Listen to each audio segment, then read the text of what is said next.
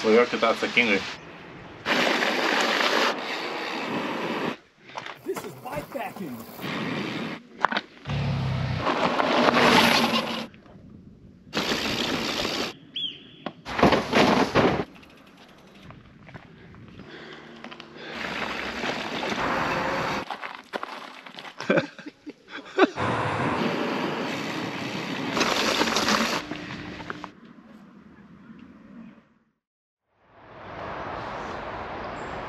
Penktos dienos rytas, nakvynės vieta Šabakštynuose, iš visų pusių krūmai.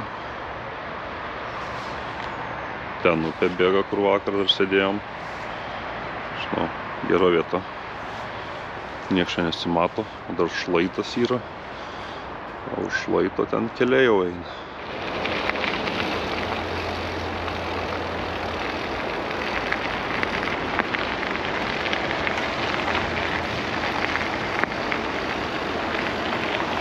Nu, judam iš nakvynės vietos link pikniko vietos, kur apturėsim pusrytukus.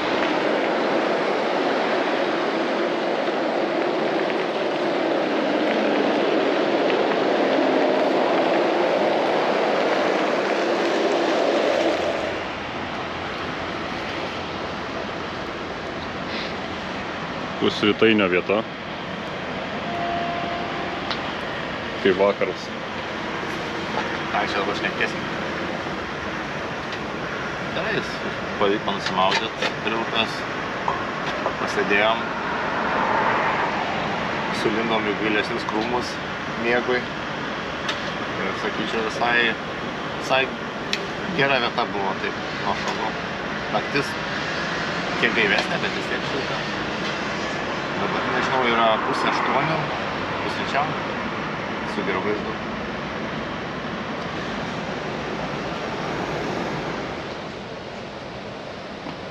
Pusryčiai baigti. Saulė išlindo. Važiuosim link kalnų, didelių kalnų.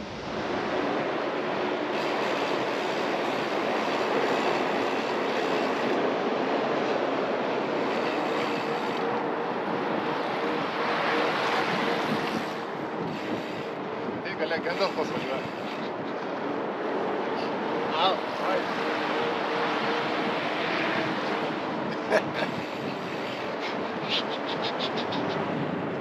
Obuolių laukai arba vynuogių laukai augina per visą slėnio plotį, kiek bevažiavom.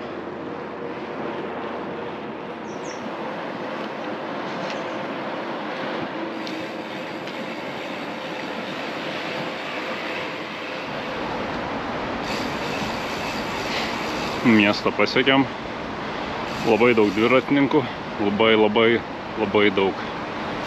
Ir plentistų, ir su kalnų dviračiais, ir miestiečių. Tai reikia labai budriam čia būti. Kol kas visas miestas kaip ištisinis parkas, kur su dvirtakiu važiuoja. Išsiskalbėm drabužius. Viskas džiūna, koinės džiūna. Va. Naujas koinės. Fuck. Ir nuskrido dabar bitutė. Va irgi džiūna koinės, džiūna kelnaitis. O Maikė ant savęs džiovino.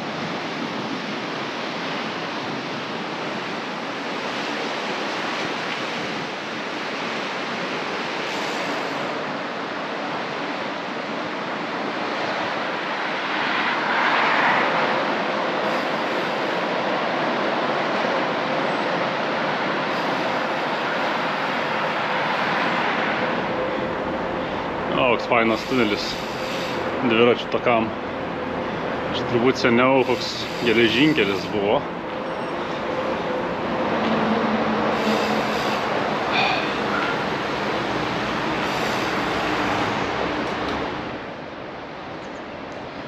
Sustojom tunelį pavalgyt.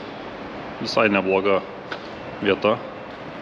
Naujienas aptariam, kas vyksta pasaulyje.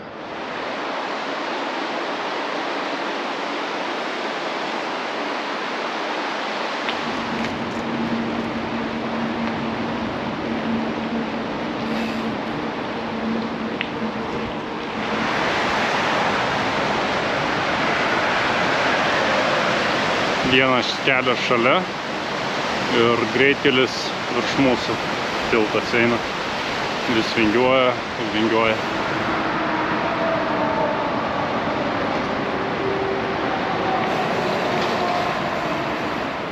Ejo! Per tunelį važiuojam. 400 metrų. Gan spūkiai. Pradėjom kilti į kalną. Link Dolomitų pagrindinių kalnų. Siauras kelias. Nemažas eismas.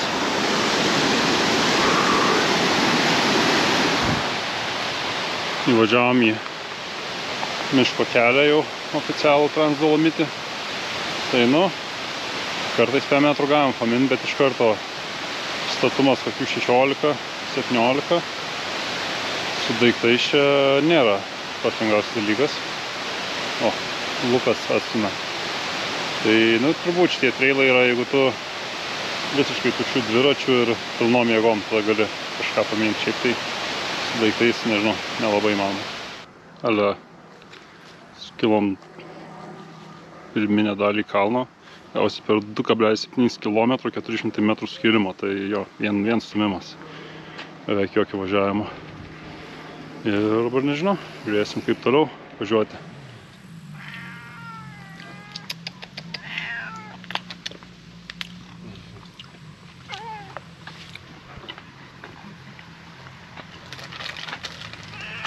Atik čia. Jis tik praeit norėjo, jis nenorėjo ateit.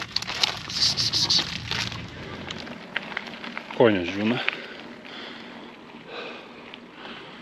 Gražus miškai, labai gerai čia pavėsė mint. Šiandien karšta diena.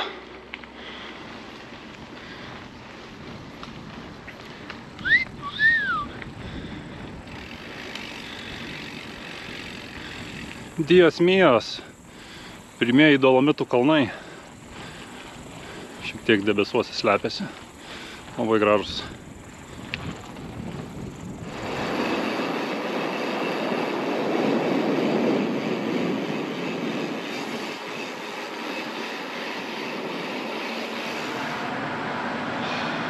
Aukštis vis jūros.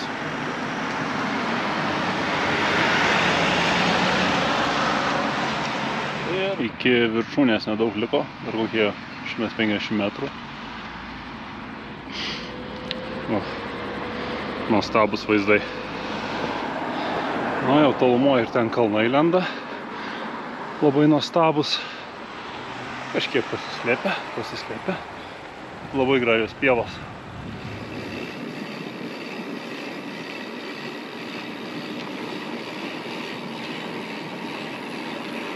Iškilom ant kalno ir jau debesis, jau krūmai debesyse slėpėsi, rodo, kad bus lietaus.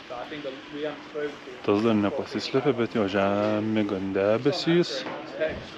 Kažkur šitam regione rodė, kad lis. Tai dabar leisimės 6 km ir ieškosim jos nakvynės vietos, nežinau, kažkur tarp medžių.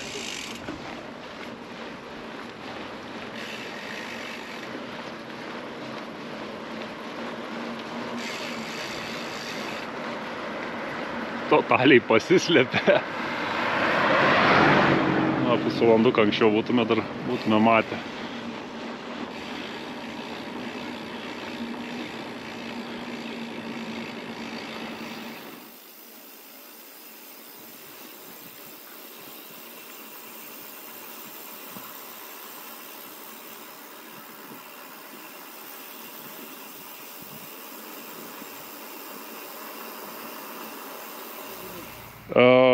Į priešingą pusę negu mes.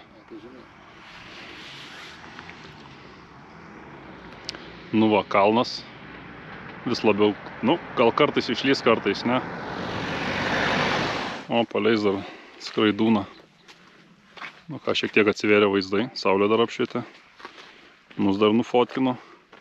Jau šitie vėl pasislėpė.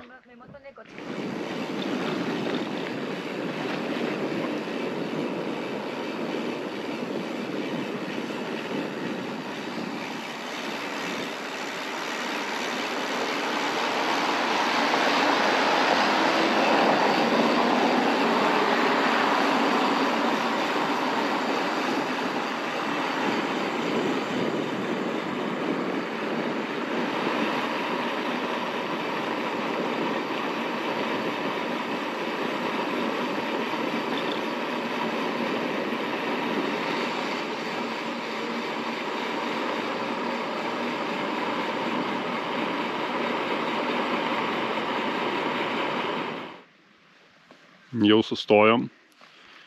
Tai čia visur buvo karvių laukai, ganyklos. Čia irgi tokia ganykla atvarėm.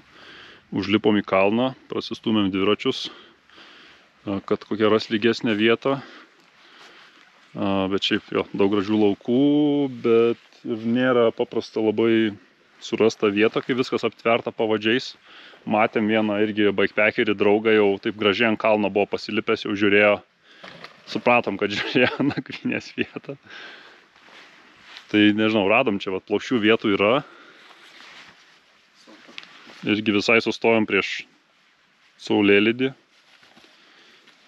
Gerai, kursimės, gaminsim valgyt. Taip, tai vėl vakarienė pagaminta. Per daug nebūnam kūrybingi, tai makaronai su pesto, pistacijų pesto, paprastų pesto, čiumakų, sūris ir kumpis. Tada ant deserto riešučiukų, čiajus. Lukas jau kabina. Vo. Tai va, nieko per daug neprigalvojam.